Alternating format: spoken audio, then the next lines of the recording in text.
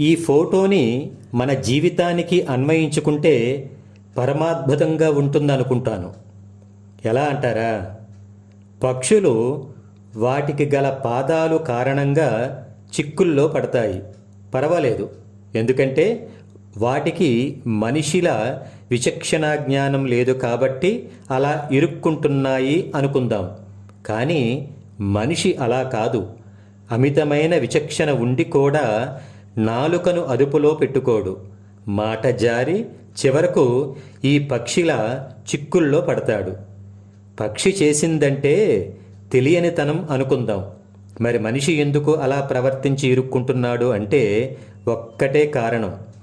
నోరు జారగా వచ్చిన మాట వలన క్షణిక ఆనందం పడి అహంకారాన్ని కోపం రూపంలో బయటపెడతాడు.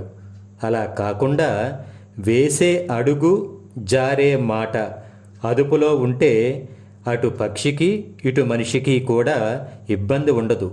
మరి మీరేమంటారు? జై హింద్.